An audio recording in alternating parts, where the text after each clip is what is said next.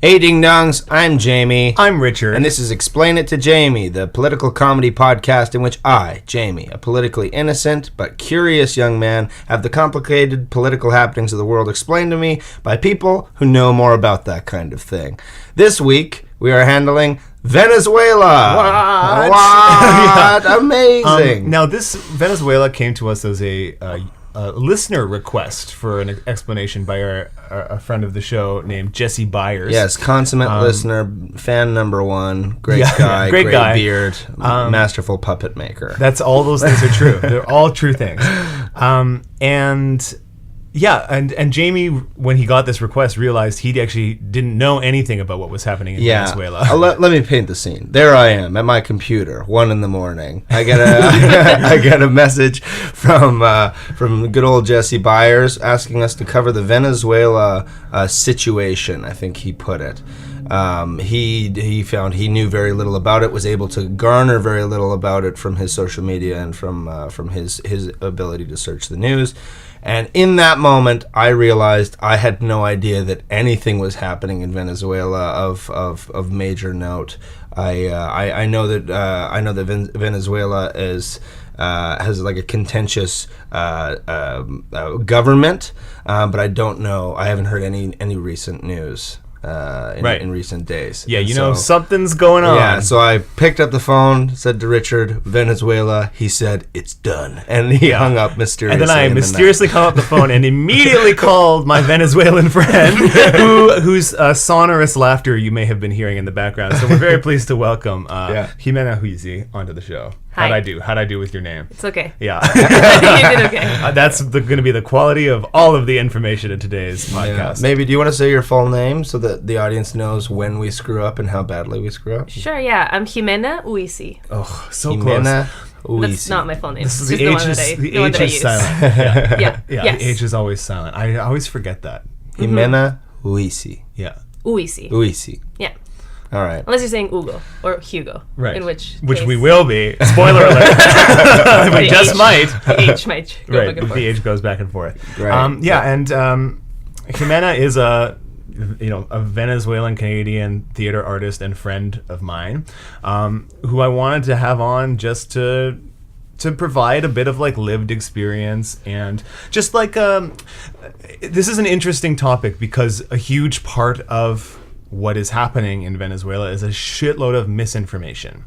And so, I became kind of keenly aware of my own extremely detached perspective from Venezuela as I was researching it. So Ximena very kindly agreed to come on to just be another voice in the room, to kind of like be a part of this conversation and bring a different perspective than the one that I bring, which I'm very grateful for. Yes. We all are. We all are. Yeah. What do you guys say we get started? I say let's do it. Let's do it. Let's do it!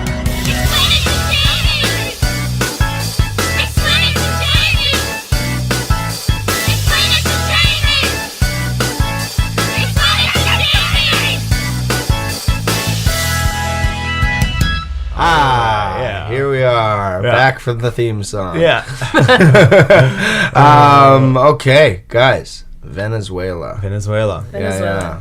Venezuela. Yeah. Yeah. Venezuela. Yeah. Great. Yeah. I feel like, Ximena, I'm sorry, but I will probably anglicize a lot of the Hispanic words in this. I think it would be more embarrassing if I tried to say them with like Spanish inflections. It's nice to try sometimes. I will try. Yeah, I'll try. I could try if you want me to. I'll try. You shouldn't feel that bad because I very often bastardize English pronunciations of English words. Yeah. So,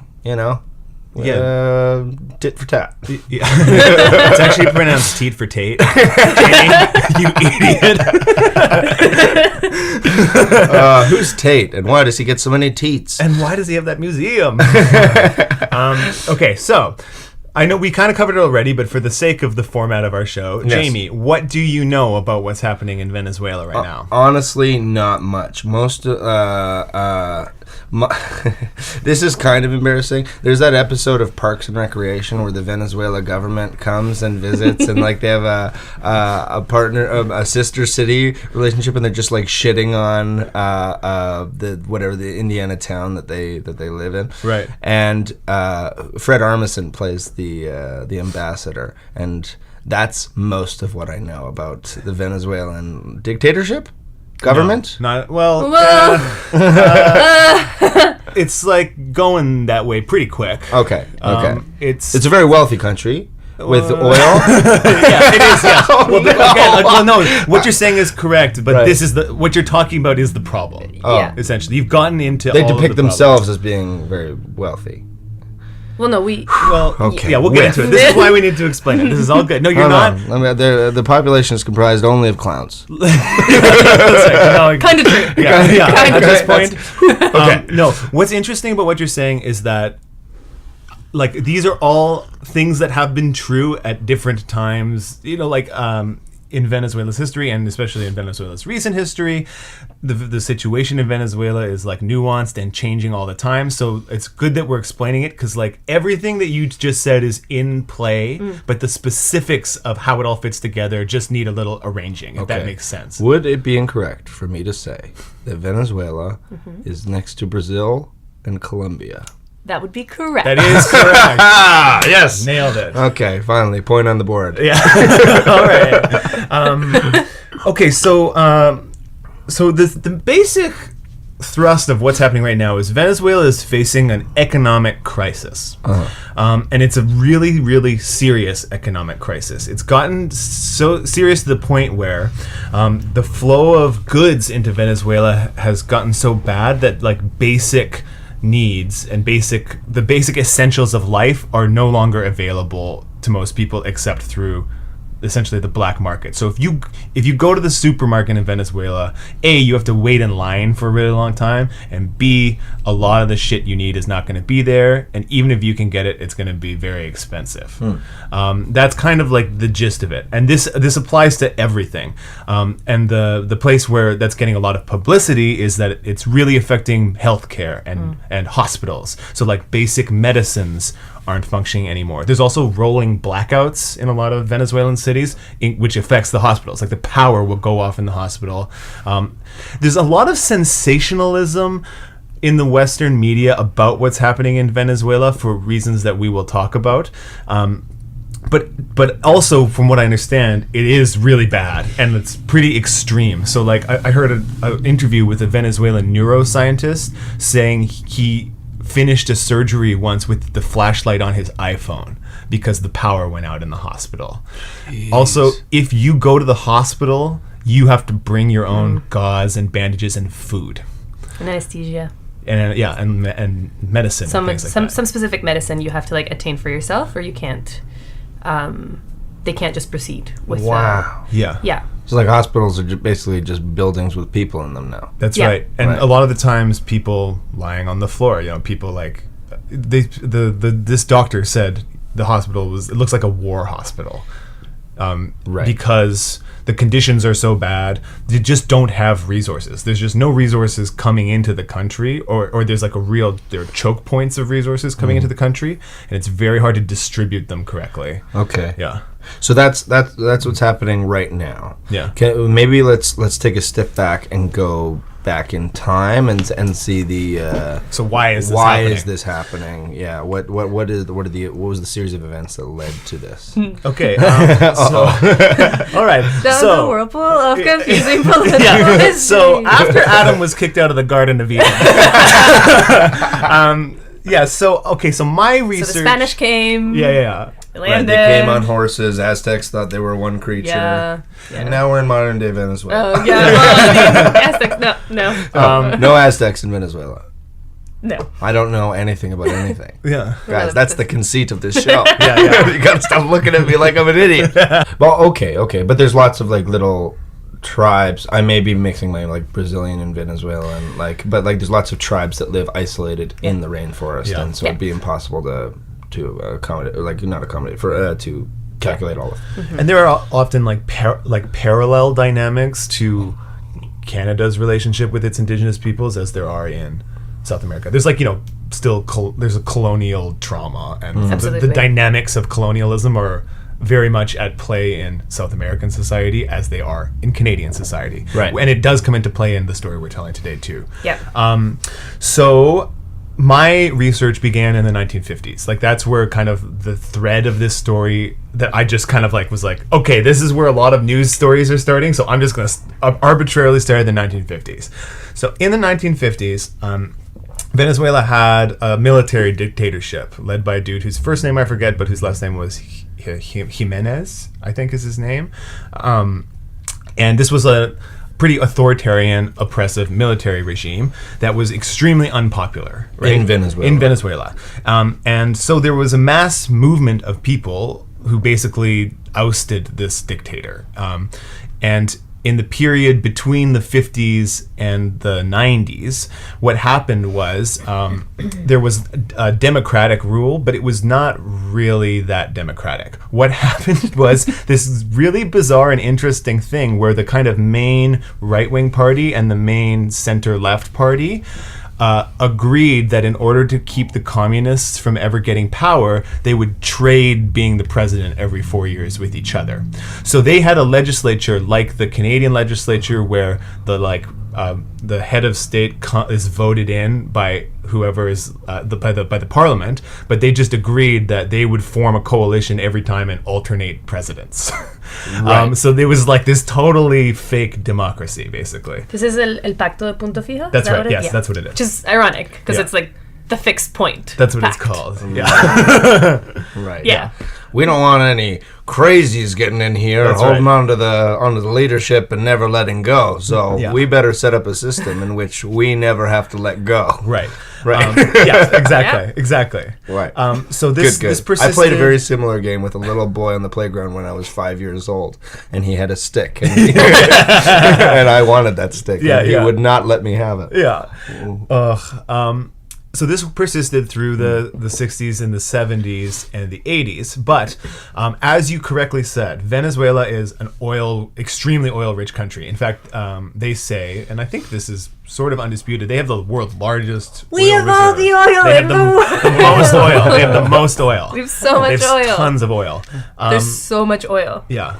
And so How much oil? so much oil, Jamie. Too much oil. Yeah. Oh, wow. And so we've mentioned it briefly once or twice, but at the end of the 1970s, there was a huge oil crisis, right? There was a massive collapse in the price of oil, which caused an economic downturn all over the world, right? Sure, Everywhere. And this hit Venezuela really hard. And so the government of Venezuela went to the International Monetary Fund for assistance.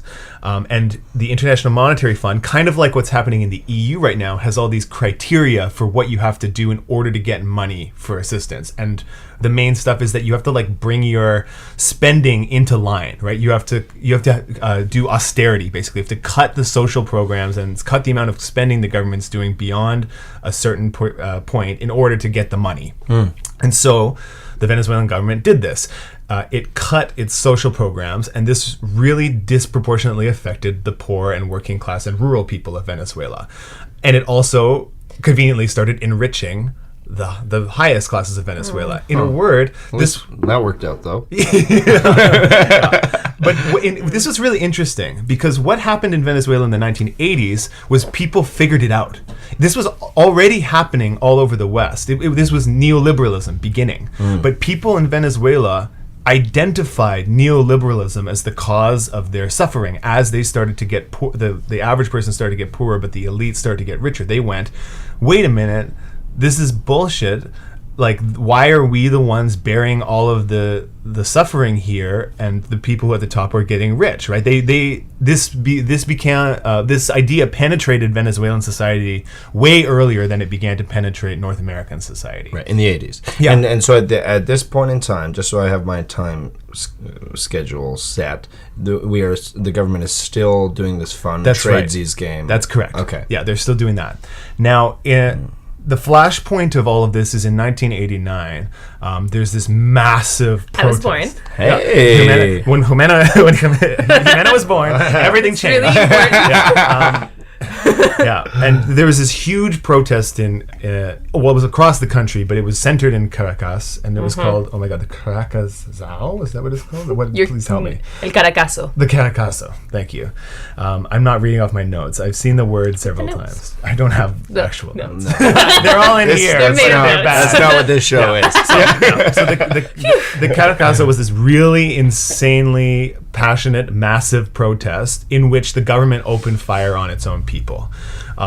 So it was a mass. It was everyone in the country was in some way involved in this protest. Yeah. It felt like, it was like the whole country hit the streets, and there was such outrage that the government had sent in the military, and the military had opened fire, that even though the most of the actual violence only happened on, I think, one day, the images of dead people in the streets, young people, students, poor people, really turned Venezuelan popular opinion against the government.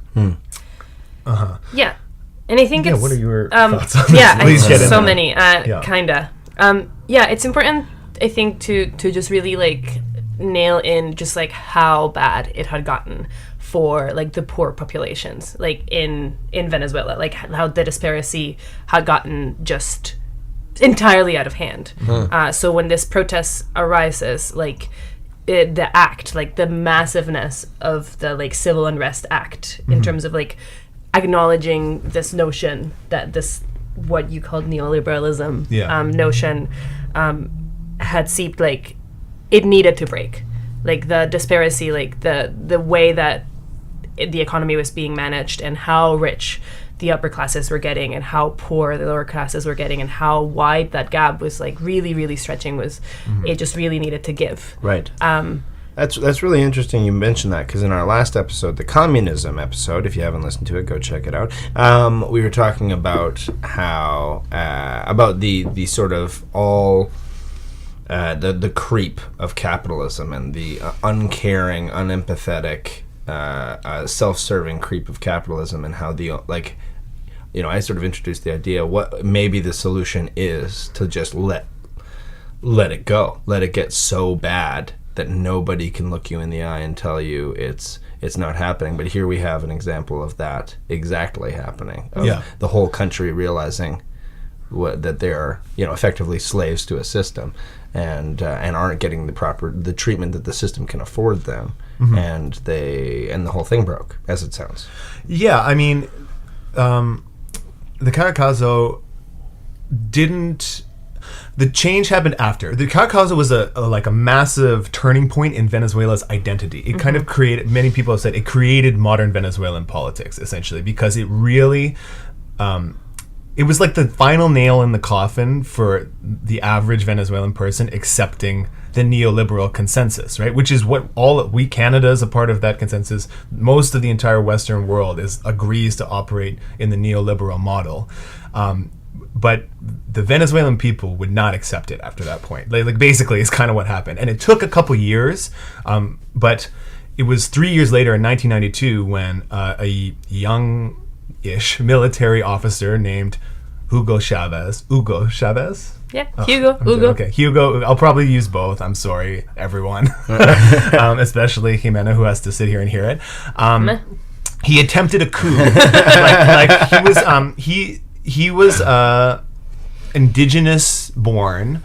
So he's culturally of one of the indigenous groups in Venezuela, and he was a junior military officer. Right. And he led his army unit and tried to oust the government in 1992. And he failed and was put in jail, but he was super popular. People were really happy that he had tried to do this, and he had tons of support. Lots of people thought this was the kind of thing that needed to happen, that this government just needed to get kicked out by the army. And the army in Venezuela has a very different... it acts as its own entity a little more than an army would in certainly the U.S. or Canada, right. In that it was thrown into confrontation with its own citizens so much more than the army ever it has been in Canada in recent history. So like a lot of the time, like there are anecdotes of during these big protests, the troops were squaring off against protesters, and like the officer would be like, wait, and he'd ask all the protesters like, where are you from? And he'd be like, see, these are poor people, like you guys in the army, you're all poor people, like we shouldn't shoot, we shouldn't shoot. Like the army was also starting to get pissed off at the government, right? That's one of those things. Every time I see a video of I guess something like that, or like riot police especially, is I think like, at the end of the day, you have to take your uniform off and like go to the grocery store, right? And what if you run into somebody that you were being abusive to,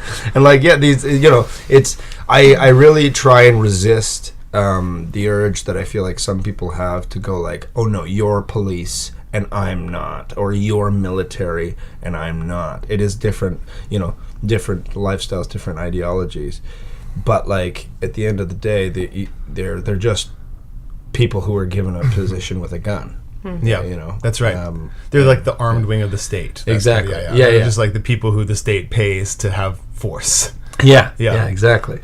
Yeah. No, and that again, it's like a dynamic that's a lot more alive in a place like Venezuela, where the army is used against its own people, than somewhere like Canada, where generally the army's not used. Generally, it's more cops and things like that, right? Right.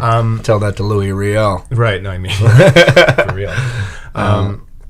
Yeah, and it's history that's like playing out like that relationship to the army's relationship to the people.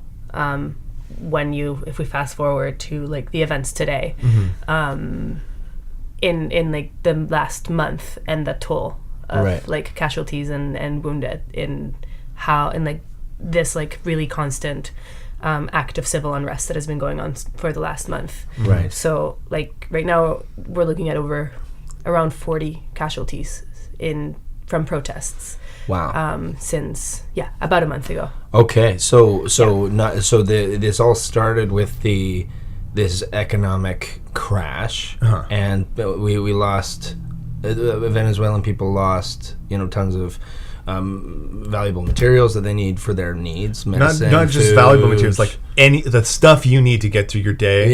Is food, very hard to get. Clothes, like medicine, everything. And now there are protests and riots. So I mean, I jumped from. We're still kind of somewhere in the 80s. We're in the early 90s. In the early 90s. So there's a whole like.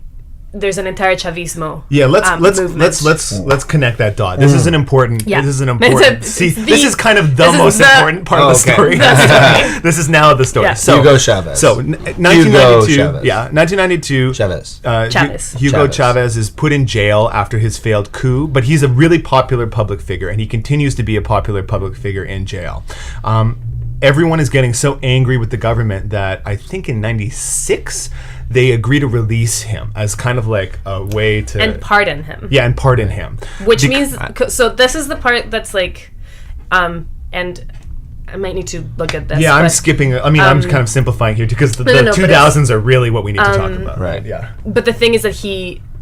because he had been imprisoned over a military like crime, he technically would have been uneligible to run for the presidency. Yeah, that's right. Right. But then I know a rap song that has explained to me what happens to Mr. Hugo. Really? He gets assassinated?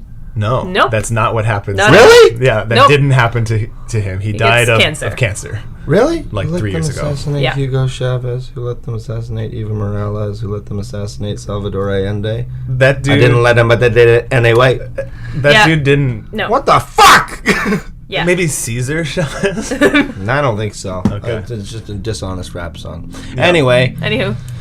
Who knew, guys? Rap did not hold all the secrets of the political world. Sounds like I need to explain it to Jaquan, whoever that is. It's definitely not Jaquan. Flowbots was who it was. Oh, well. Don't listen to Flowbots anymore, guys. They have misleading information. Guys. Or just don't trust Right. their historical value. Yeah. So Chavez is released and pardoned. He runs for president in, I believe, the '98 election and wins in this insane landslide. side. Like he just destroys the two parties who have been sharing power. I think he gets like 80% of the vote or something. His numbers all through his political career were wild. He's like one of the most popular like public politicians of all time. You know, like he's more popular in his country than Angela Merkel is in her country, and she in Germany, and she is like crazy popular for a politician. So Right.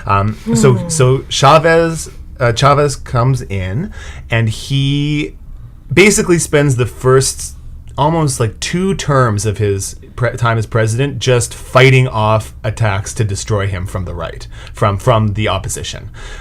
The opposition unites into like a single party, and they just try to get rid of him all kinds of ways for a number of years. And I haven't even really talked about this. I thought it was, I mean, I kind of implied it, but like his platform was like, we're going to undo this neoliberalism bullshit, you know, like, and at first his platform was actually pretty recognizable to us in North America. It was like pretty center left, like NDP style stuff, where it's like better social programs, you know, like a little bit of redistribution, like we're going to get the income inequality under control, but it wasn't anything like revolutionary is what I would say about it. It was just kind of reasonable. Right. But he never really gets... I mean, it was dubbed a revolution. Yeah, he said it was a revolution, but what the actual stuff on paper was at this time in the like late 90s when he first gets elected, it was not radical. It becomes radical, but we'll talk about that. Okay. So for a while, all he does is try to hold on to the presidency. There is a failed military coup against him. They try to take him out with the military. That doesn't work. Then they try to. What happens is all the managers, like the upper bureaucrats and things like that of the oil companies, all go on strike. So they try to shut down the oil companies. Oh, that strike was crazy. Yeah. Like the whole I missed school for like a month. Wow. I actually should call my mom and be like, what are the actual dates that we were off? But what felt like a month. Yeah, it was. And this was 2002, I think. Yeah. And I mean, I'm like marched. That's the thing. Like, I'm a child of the opposition. Like, I grew up in an opposition family. Mm-hmm. Right. The opposition being opposition to Hugo Chavez. Yeah. Mm-hmm. Okay. Yeah. And we marched. So the one big event, the one like that, like I remember, which I wrote a piece about and just kind of marked my first relationships to these protests, was the 11th of April of 2002. Yes, What? I believe it was 2? I think it was 2. Totally but blanking again, you on know, the- these dates kind of tend to come together. I think it was. It's a pretty important one, and he like actually left the country right. for like 2 days, and then ended up coming back because I will not remember his name. Anyway, I don't remember the political details because I was 11. Sure. Yeah. And I should look into it and don't. But the strike, the oil strike, was crazy. And the biggest thing about it was that cars would line up literally like 8 to 10 blocks of cars parked for like 7 to 8 hours to fill up tanks. So you would pack like a picnic for the day and all of your game boards fill your gas. and like set up a barbecue and like like literally park your car, like go at like 6 a.m. and park your car outside of a parking like of a gas station in a line that just formed for hours on end, and then they would like fill up cars for as much gas as they had, and then you would sometimes make it and sometimes you wouldn't, and then you would just call it the entire like gas industry, school, like all schools, all movie theaters, like just like stores was on strike. Wow. So effectively, as soon as your tank got half empty, you're like, well, better go fill it up. I want to very quickly double dip that rap lyric. Okay, yeah, hit me. Because I got it wrong. Yeah. The first time they go through it, he says, who let them overthrow Jacob Arbenz, who let them overthrow Mohammed Mossadegh, Who let them assassinate Salvador Allende? I didn't let them, but they did it anyway. Don't let them assassinate Hugo Chavez. Don't let them assassinate Evo Morales. And bring back Martin, Malcolm, Medgar, Hampton, Schwerner, Goodman, Cheney. Sweet. So That makes don't more let sense. them Don't overthrow. let them. Well, That makes they sense. didn't. Yeah. They didn't. So I owe a huge apology to the Flowbots, the Yeah. very popular rap group from the mid 2000s. Yeah, it's worth saying also. I mean, in the end, the strike ends because okay. In the end, Chavez he breaks the strike. Like they kind of like replace the managers with people who were workers, and then they manage to get the oil companies rolling again. So the strike is kind of ineffective in also getting rid of him. Expropriates all the oil companies. Yeah, Are we there yet? that happens in like a couple years. A couple of years. Yeah. Okay. First, Eventually. yeah, it happens soon. Yeah, it happens quite soon. He's also at this time really paranoid about Americans murdering him. I mean, and he is kind of through his entire he as is the through his Flowbots entire very the astutely. just listening to the Flowbots knew more than we thought they did. Like, you know, America has a pretty shit history of going in and murdering people in Latin America who are leftists, who are elected by their people. Sure. And so he's probably not wrong about that. But also then it also becomes kind of a convenient excuse for all your problems, right? Like you can blame American influence on anything, regardless of if it's true or not. Because the thing is, probably some of the time, it actually might be true. America is trying to get rid of you. Like, America had a huge vested interest in getting rid of him, but were the problems that that he would blame America for always America's fault? Probably not. Yeah, I think at some point he said that they gave him cancer. Yeah, that's So, I mean, I don't know. maybe the Flowbots, maybe they should have prayed harder. Like how America can do that. But Right. Well, Yeah. Vladimir Putin seems to be finding ways. Yeah, but there is that. Feeding people radioactive shit. Whoa. Yeah. That's heavy. Yeah. Okay, so Was that too real? God, are we worried about? Are we worried about Putin reacting poorly to this podcast? What are you talking about? I don't love Vladimir Putin. I don't work for him. Why would I have a Benny? Why would I feel emotional about that?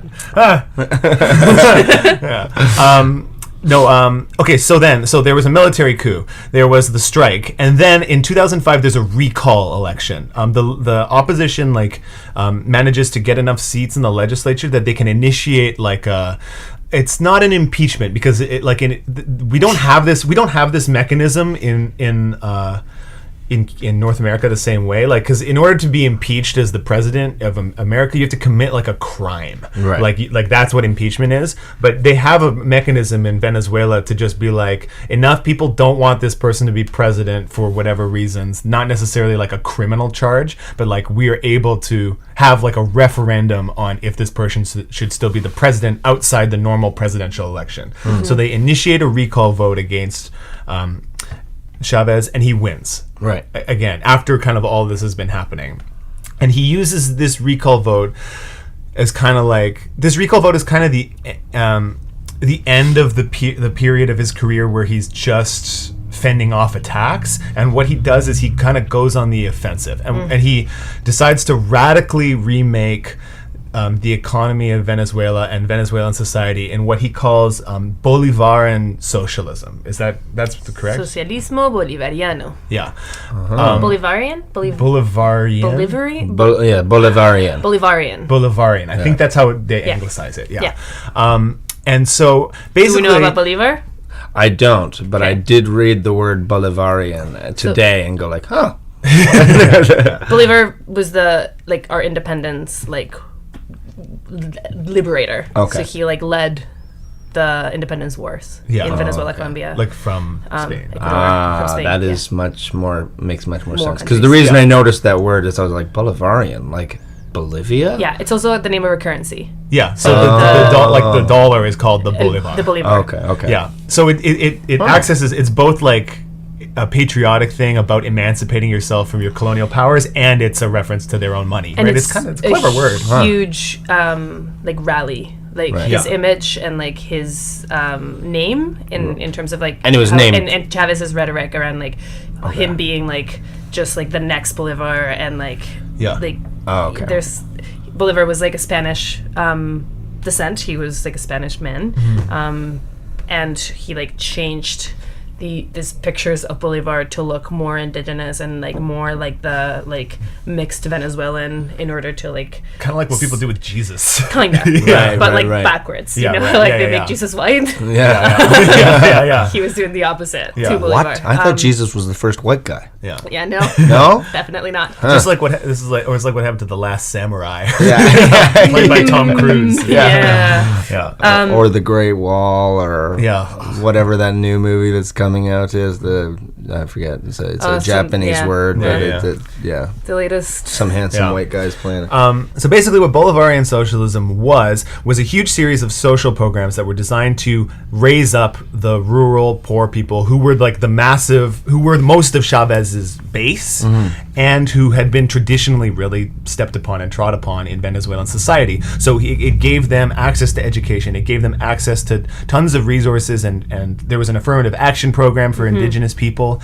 There was price fixing. This was like a big thing about it. So like the price of certain goods in supermarkets and stuff was set to be accessible to people, and this was all paid for with oil money. Now, this is kind of like the most important thing in the equation. Always, all of the articles, all the talking, it always comes back to this. Venezuela is an oil company. An oil company. I mean, that's a way of looking at it.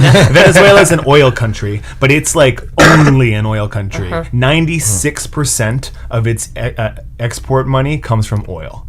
That's what it's exporting. It's exporting oil. And in the mid 2000s, the price of oil was super high, and it was making a shitload of money. Right. So it was in a situation where, because like the price of goods in the supermarket was set, right, and it was low, so it was affordable to people. Sometimes, like, the price of producing flour, or like corn flour, was a little lower than it actually cost to produce it, right? But the oil money, like the huge amount of oil money, meant that the government could basically just subsidize people. Like, it could just help, like, give people money essentially to keep things rolling, right. Because there was so much money coming in. It was because the price of oil was really high, because there was a ton of demand from China and from Asia, as this is when they started exploding their manufacturing, their capacity. So there was tons of desire for oil over there. Good. I have a couple questions before we get too far from the point. And Yeah. forgive me if you've already said. So I know that Hugo Chavez spent a lot of his time defending himself from opposition. Right. Is he at in this point in the story? Is he still in power? Is he, he's still. This is his big project. Oh, okay. That's good to know. Also, this sounds a lot like, but not quite like, a UBI, which we talked about in a previous episode. Right. How is it different? So that? people didn't receive money, I don't think, directly in this program. It's like the opposite of a UBI almost. Instead of giving people money so that they can go out in society and buy stuff, you control society so that the money you do make gets you all the stuff. Oh, okay. Right? So instead of being like, okay, so it costs you $100 a week to live here, and you make $80, so here's an extra $20. It's like, you make $80, the stuff you need now costs $80. I see. The government, like, it's a way more kind of heavy government control on things. Okay. And it caused what started as like these little discrepancies, like I said, where things would cost more to produce than they were to sell in the supermarket, but that was kind of made okay by the fact that the government could keep those productions going. Those companies didn't have to turn a profit because the government would subsidize you with oil money. Right. And then another consequence of this was that Venezuela started producing very little other stuff than oil in its own country, and they started importing almost everything: food, medicine, basic goods. People always, for some reason, I don't know if it's just Western media manipulation, but they always mention diapers, like baby diapers, baby formula. I think it's definitely like... That's it's probably emotional manipulation. As soon as you think of a diaper, you're like, oh, those babies. The babies just pooping on themselves. How horrible. But this is a thing, this is a consequence, is that there's... Well, it's that you would think that a country that has so much oil money could maybe manage a way to, like, source its own diapers. Yeah. Sure. That's the point. And here's one of the mysteries to me that as not being an economist and not being a South America expert and not speaking Spanish, that I still don't fully understand is they never diversified their economy. They tried a few times, but they always failed. I think partly because of government corruption. Like, I think it was like, we're going to build a huge sugar refinery here, but then the money for the sugar refinery, it kind of went all these mysterious places, and the sugar refinery never existed. Right. In coffee, there's sugar, there's other things that can be produced in Venezuela, but it's a plentiful country. Yeah, but they're for some reason not being produced. Did you know it has every single ecosystem in the world? I didn't. I didn't even know that Hugo Chavez wasn't assassinated. I had no idea. So in the mid-2000s, all this to say, this Bolivarian socialism project, in the mid-2000s, Venezuela finds itself in a situation where it's spending a ton of money on all these social programs to bring the poor up and improve their lives, but it has zero diversity in its economy. It's all bet on oil.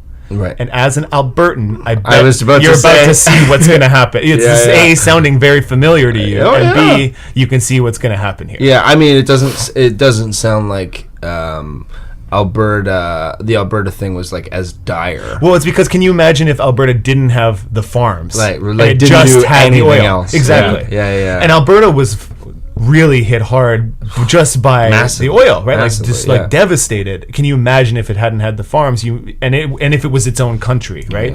Which, I mean, I feel like you could fit Venezuela into Alberta. Yeah. Oh yes. A couple of times. What is the population of Venezuela? 31 million? Yeah, something like that. Great. It's like a little smaller than Canada, but it's geographically, obviously, much smaller than Canada. Right. Much smaller. Yeah, although land-wise you could fit Venezuela and Alberta, population-wise it eclipses it's a lot. Yeah, it's a lot Alberta denser by about 15 times. Yeah. Okay, so 10 times. So we're in the mid-2000s. This big Bolivarian socialism project is underway, and it chugs along. Even though it's kind of an unstable system, it chugs along while the oil money's coming in. The oil money is kind of like what keeps it working. All of a sudden, then, we enter 2014. And in 2014, the price of oil dramatically. This is the year it like cuts in half in 6 months. This is the year Alberta gets hit super hard. Right. But also, Venezuela immediately is in trouble, right? They rely on money, like they rely on their foreign reserves, like the money that Venezuela, the country, has in the bank to get everything, because they have to import everything. So they're paying companies in other countries to bring stuff in. They have to pay for everything. Well, already he's expropriated it. Oh yeah, So right. all of the oil companies went from being privatized and with ties to foreign companies. Yeah. And Chavez expropriates. Yeah, them. so the government seizes all the oil companies and they become public. And also fires every single employee from all of those oil companies who had signed against him in this initial referendum that we mentioned earlier, Right. which led to like the first kind of like wave of like migration out. So all of a sudden, hundreds and hundreds and hundreds of like oil engineers and people who had like built their lives and livelihood around these oil industries are completely entirely left without a job because of having spoken out against his government, Right. which actually led a lot of them to Alberta. So Canada sees its first wave of Venezuelans come migrating out, and this is around like I feel like 2006. Yeah, six, seven. Seven? This would have been when this started happening. Yeah. That's right. So now the government is entirely like it has seen all of the benefits from the oil because they control it, but now they're also entirely responsible to deal with this crash. Right. Yeah, and instead of doing something like frankly smart, like a permanent fund, like instead of taking all the money from the oil company, investing it in a huge fund and using the interest every year to fund all the social programs and having a little bit more conservative social programs, and then because you have less money, realizing you need to diversify your economy, they just use the money to buy stuff. They were like, oh, we need this stuff. Well, we have the money. Let's just pay for it now. Right. And suddenly, when they don't have the money, you know what I like is how everyone everyone in Venezuela Talks talks like a 1920s newsie. Yeah, that's true. That's also a little known fact. Yeah. You hear that, Very- Flowbots? Yeah. Write a rap about that. Yeah. So in 2014, when the price of oil halves, all of a sudden, Venezuela is in trouble because it needs to. It like suddenly not as much money is coming in, so it can't import as much stuff, and it starts using all kinds of bizarre economic magic to try to disguise how in trouble it is. Oh, it's and gonna this it gets so confusing. yeah, this is the beginning of the problem. It's tricky to understand, so I won't like get into the nuts and bolts of it. But basically, the key is that all of the international trade is done in American dollars, right? Like you pay when you import stuff using American money. Okay. So the government, in Venezuela, you can't just like go to your own bank and be like, hey, I'd like 10 American dollars, please. Like you can here. You have to get American dollars from the government. They have all the American dollars. And you have to exchange bolivars, like the Venezuelan money, for American dollars. And there's only like a quote of dollars so you have to apply to the government to get like permission to try to buy a certain amount of dollars. Right. And so there's a whole They control the supply of bureaucratic, dollars. process that you What have is it? Is it like when you go to the bank? Like when I will go to the bank to buy British pounds if I'm going to London, then like I have to, if I'm getting a certain amount, I have to call ahead of time and say.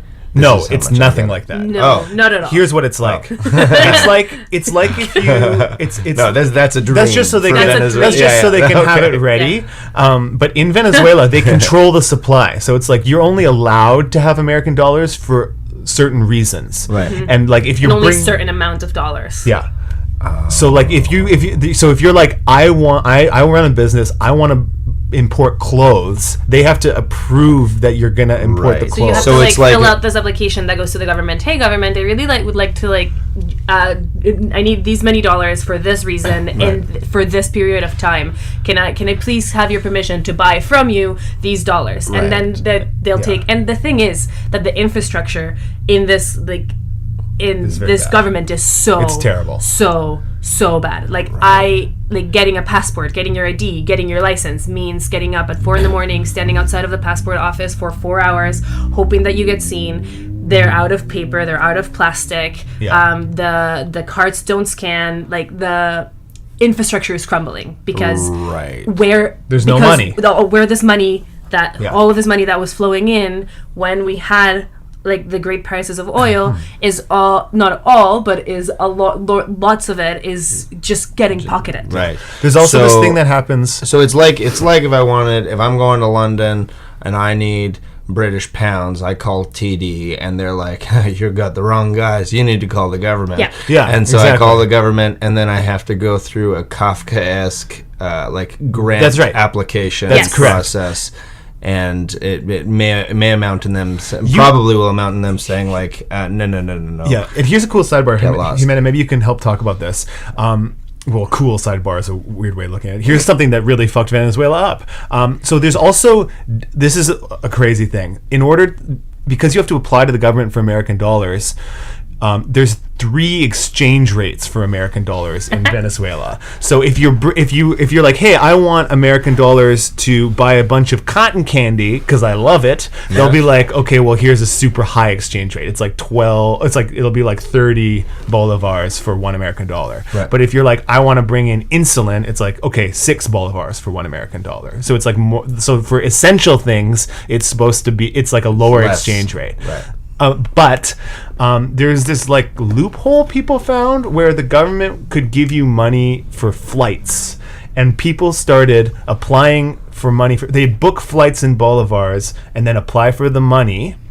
They'd get the U.S. dollars and then just resell the U.S. money to other people on the side. Black market. So you can buy black market U.S. money and you can get so many more bolivars for it than you could from the government if you just sell it to people, because it's easier to get, right? Like if you just go to some dude, you have to pay more, but you don't have to wait in all the government's crazy bureaucracy. Right. Okay. Now this is once again me showing my like competitive side. Yeah.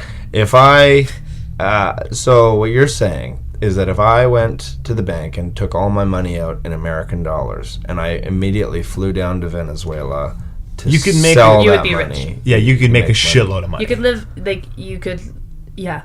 There's like some article, some dude went down to Venezuela with something like $500 and like lived lavishly and did a bunch of coke and like just like traveled around Venezuela for like 2 months. Wow. Just like you just exchange it and it like the rate is just so crazy. And the inflation in Venezuela right now is like it's triple digit inflation every year. So it's like the inflation's getting out of control because there's so much demand for goods, there are not goods. Because the government fixes the exchange rate, right? The exchange rate doesn't move. It's like the government says this is the exchange rate. So because of that, the black market exchange rate is like way higher than the government exchange rate.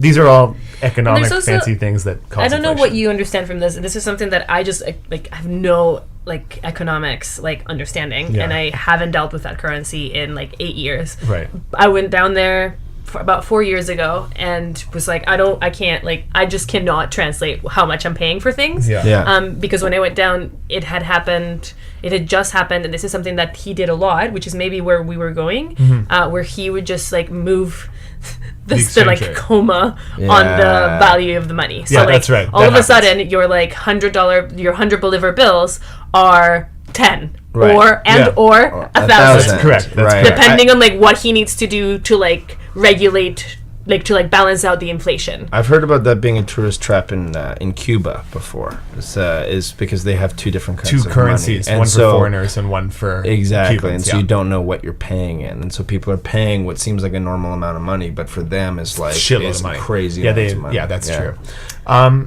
Anyway, so price of oil is really low. There's not a lot of money. They're using the exchange rate and things to disguise it, but people are starting to get wise. You know, there's a huge black market for American goods, and Venezuela starts burning through all of its money. So it's really hard to bring stuff into Venezuela, and they need to import everything that they need, right? Because they don't make anything in Venezuela. So it's inefficient and not worth very much money to do it. Right. So this is part of how now this crisis begins forming 3 years ago, right? It's slowly.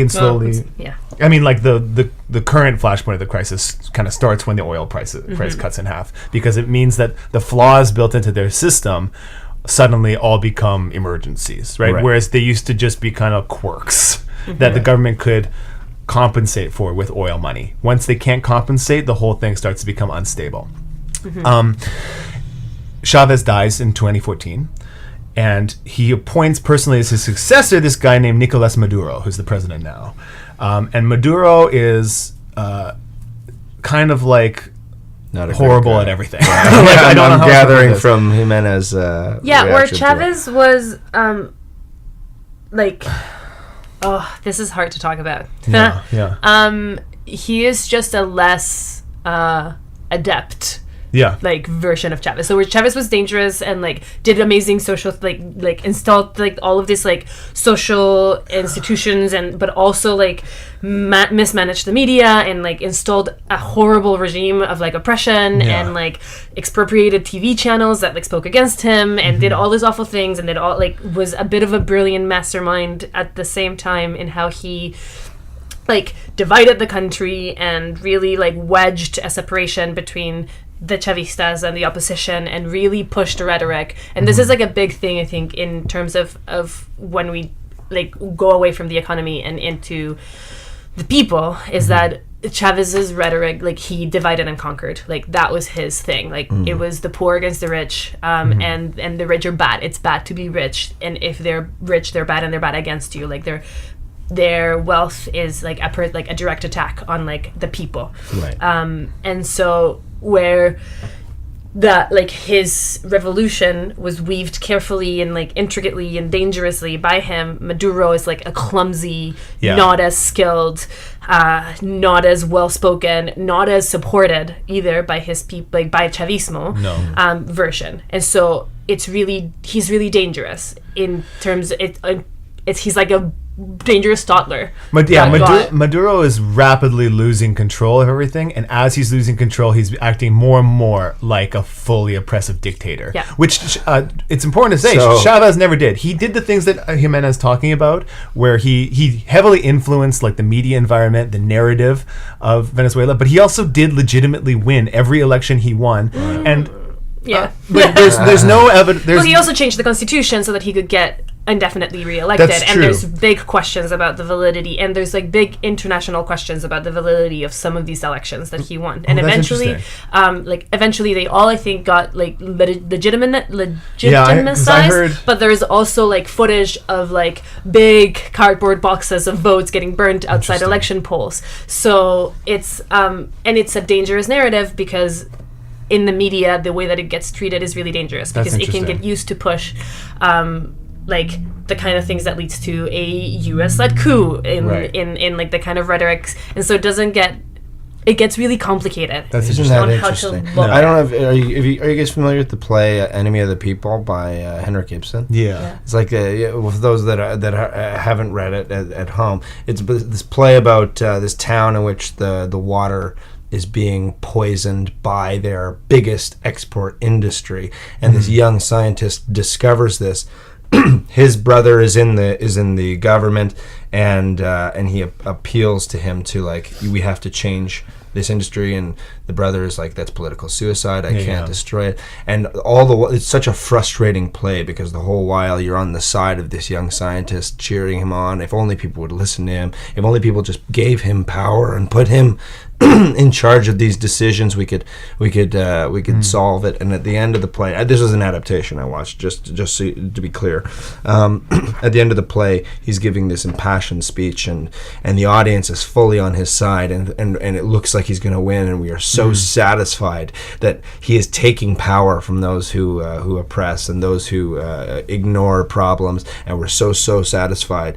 And at the end, in this particular production, there's a clever metaphor, but you realize that you've been cheering Hitler on the whole time, and you've been like on the side of creating a dictatorship and creating a and his intentions started good, not Hitler but this character in the play. His intentions started as, I just want to make this a better place, a safe place, but in order to do that I have to do horrible things. Yeah, we can do we could do a whole episode on Hugo Chavez. We can't, obviously. Like he seemed to, compared to Maduro, he seemed to honestly believe in something, at least. He mismanaged the Venezuelan economy horribly. He did a lot. He set up the problem that is happening now, but he also, he did have this crusade. He did want to improve the lives of these people, and he tried. Maduro, by contrast, has kind of doesn't seem to give a shit about that goal anymore. He just wants to stay in power. Right. And now, and I mean, in terms of right now, Maduro is faced with in the last elections, which kind of we voted on what's our House of Commons, I guess, in relation to Canada, and it was the first time in since Chavez was elected that it won a majority opposition. Yeah, that's right. So the opposition had the majority in the legislature, but then he canceled the legislature. So he actually took the powers that allow the legislature to make laws and gave them to himself. And then the OEA, and technically he gave them to the Supreme Court, right? Which is controlled by him. It's all his appointees, right? So then the OEA, which is the Organization of American. You can swear. Oh, I can swear. Yeah. Right. Oh yeah, we swear a lot. So they had an extraordinary meeting in which they passed a resolution calling for Maduro to they're quoting a democratic letter, which is basically this thing where South American's country promised that they would all remain what is the word? Not dictatorship. Democracies. Wow. Well, you pass your Canadian citizenship test, and then it all just flies away. It just all went away. Yeah. They would remain democratic, and so in cases of governments failing to remain democratic, this organization, everyone says, okay, we signed this thing, and we're gonna your signature can't be on this letter anymore because you're not being democratic. Right. And so that's the first time where for the Venezuelan people, a organization of South American countries kind of speaks out the word dictatorship, right. Which is what we have been living under, even if it hasn't been a legal dictatorship and it hasn't been dubbed that, it now for the first time is. And there's so much we could like talk for another hour about like just the last 3 years in terms of the protests, the political prisoners, the leaders of the opposition.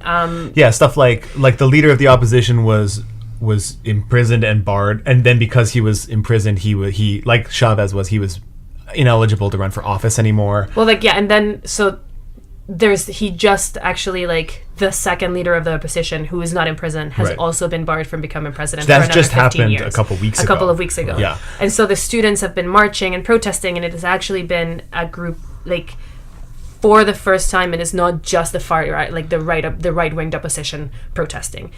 It is like the unrest, the unhappiness with his government is spreading through Chavismo, like and the oppression and the violence of Maduro's regime and his use of his military forces, and not only his military forces but his armed civilian groups. So here's the thing that Maduro did: he's called for the civilian coalitions to like arm and prepare to defend his government. And so then where the National Guard can't legally can't use like firearms, and they're just using like they're shooting blunts and tear gas, rubber bullets and tear gases, which are killing people. So like there's students who like received a tear gas to the chest and died. Tanks have ran over protesters. So it's been, the oppression has been really quite awful, the oppression of the government against the people. And on top of that, there's the civilian groups who aren't technically tied to the government, so they do come out with firearms and then rally against the opposition protesters. And this has been going on for the last month, has been like the last wave of civil unrest, and the people are really pushing to keep it going. So the call right now is just to uphold the like charter in our constitution that says that the people have the right to protest and to ask for the government to change. Okay, which leads me to, I think we're coming up on our time, so I'd like to push things a bit forward to what. So now that's where we are now. We're within these protests, these people going up against Maduro. He's wrongfully using anything he can. He's using the Constitution. He's imprisoning people. He's military. He's doing stuff like civilian militias. Chavez faced several recall elections where they said you're not going to be president anymore, and he won them. Maduro had a recall election initiated against him and canceled it. Yeah. So he's running scared, and he's very quickly lashing out, and he's using more and more extreme measures to try to hold on and he's also losing the faith of the people. In the last election, when he lost so much of the legislature, he still won the presidency, but there were 2 million fewer votes for him in a country of 30 million people, right? Almost 10% probably of the actual electorate who he lost, and they didn't vote for the right. They just abstained or spoiled their ballots, showing that they were not happy with how he was running things. But this has always been the problem with Chavez's whole government, is that even though it was supported by the people, there was no input from the people. It was a super oligarchical, closed group of people running the country, and because that's why all this mismanagement happened. There was no democratic mechanism for you to go and be like, this sugar refinery hasn't been built yet, and we need this shit to get built because we need these jobs, we need this diversity in our economy. You couldn't do anything about that, because even though everyone was a member of the PSUV, which was like the Chavez Party, the Socialist Party, the average person did not have any input or any control. Actually, it was just run by his group of elites, and they mismanaged the shit out of it, and that's why we are where we are now. Okay. Yeah, and I think at the end of the day, the biggest thing is to note or to leave on is all history aside, the humanitarian crisis that the country is under is unacceptable. So the fact that a country that is so rich, that was slated to be wealthy and successful, and had in an oil industry so many possibilities to succeed, is starving and is failing its people. People are dying from perfectly curable diseases in 2017. Malaria is coming back. Just things that we just have as a planet evolved past, and which as a country we had attained the healthcare system to cure people from. People are dying from. People are jumping off of hospital buildings for being diagnosed for something, and then knowing that they will not be able to get cured. The violence, the insecurity, the level of kidnappings and muggings, and the children, the slums, the country is imploding. Organized crime, I imagine. The organized crime, Yeah. and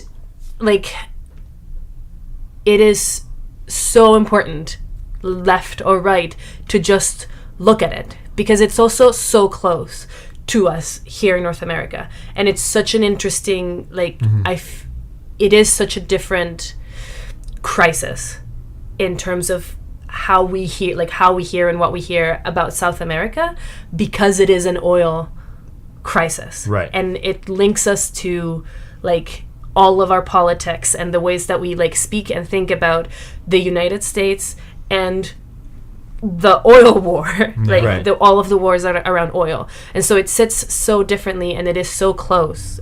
It's just, everything aside, a government should never use its force against its own people, and it is its job to procure basic goods. Right. So it is failing at doing that, and it is important that we remain informed, and that we help out, and that we choose to not turn a blind eye. Even in a world where our plate is so full of things going wrong that we shouldn't ignore and shouldn't turn a blind eye to. Totally. So you've supplied us with a GoFundMe address. Campaign, yeah. Yeah, campaign. That's right. This is a GoFundMe campaign that Ximena forwarded to us that we will put in the description of the episode. So please check out the link to that. Yeah. It's from a group of Venezuelan expats in Miami who are bringing in medical Medicine supplies and food to a group of medical students, I think, who Yeah. are giving it out in Venezuela. In support to the resistance, Yeah. particularly this one. Yeah. So definitely go check that out. Click if you obviously every dollar helps. Yeah, it and- really does make and- a huge difference. And 5 of your dollars can buy 9 Rolls I Royces just- in Venezuela. Yeah. The thing that bugs me the most is the thing I'm most self-conscious about in this was that I didn't know about any of it. Right. And I imagine the reason that I didn't know about any of it is because it's all very complicated and maybe a little not sexy for Western media to report on because they can't do it effectively. I don't know. Maybe that's why. What I'm guessing. You see there was a lot of coverage when they called it the Mother of Marches. The Mother of all Marches happened in mid-April. So there were lots of good photographs from that, but there's no context. And, it's a dangerous rhetoric because it's important to cover it and it's important that we hear about it, but it also is important that we don't let this become a thing of we have to tumble communism and socialism in South America, because we also don't want to end up with a U.S. intervention. Yeah, No. And they so don't the ways want that they get, and so it's important for us to know about it and hear about it, Yeah. and so many of the things that you have to say in terms of the repression, in terms of dictatorship, in terms of corruption, and how things are being silenced are important. But when put through a mainstream media, Right. when it Then reaches go, "Look here, at then, these guys." what is the Yeah. what are they trying to do with that reporting gets dangerous. It doesn't Right. fit into any of our easy narratives because it's they don't want American intervention. But then also, Chavez he horribly mismanaged the economy, and yet his project was it was kind of resembled a Canadian project, right? Just to bring the social programs available in Venezuela up to the level that we currently have. He failed because he built it horribly, and because of loads of corruption. Yeah. This is Just a huge so part. much Yeah, corruption. Right. So it's just really complicated to look at. Right. Corruption. Also, it sounds like opposition at every turn and that. Well, and how the opposition formed and came out of Yeah. a far right, and, Right. and what that means in terms of where the balance was trying to get tilted Right. and how divided that country got. And politically right now in Venezuela, it's not clear what the solution is, and it's not clear that the people, even though, it's good that there's opposition to Maduro, it's not clear that the opposition is gonna get into office and fix things. Like people are worried it'll be the neoliberal consensus again, and that it'll go back to the 70s, back to the 80s. They don't want that, and they don't want the current crisis. They want the lives that they want. Yeah, Right, exactly. right. They want better than those two options. Okay. Anyway, Wow. we need to call it there, I think. I think so. I think we've hit our time. I want to thank you, Ximena, very thank you much so for much for coming on. It's like beautiful to have a perspective of someone that is from there and knows people live there through the things we're currently, and- literally talking about. Yeah. Thank you for having me. Yeah. Appreciate it. I'm not a political expert. Hey, none of us. You're in good company. Please go check out the GoFundMe campaign. It's in the description for this podcast. If you like this episode, share it with your friends on Facebook and Twitter. You can follow us on Twitter at ExplainJamie, Facebook, ExplainJamie. You can communicate with us by email, Twitter, Facebook, all of the above. Yeah, we had some nice traffic this week. We'll link it on our Twitter, but it's on Facebook too. Our buddy Corey Mathewson made the supercut of Jamie saying "Wow," which is very, very funny. Yeah. Please share. We want more people to join this conversation. We're having a great time doing it. Stay vigilant. Stay attentive. Lots of love. I'm Jamie. I'm Richard. I'm Ximena. This has been Explain It to Jamie. Woo!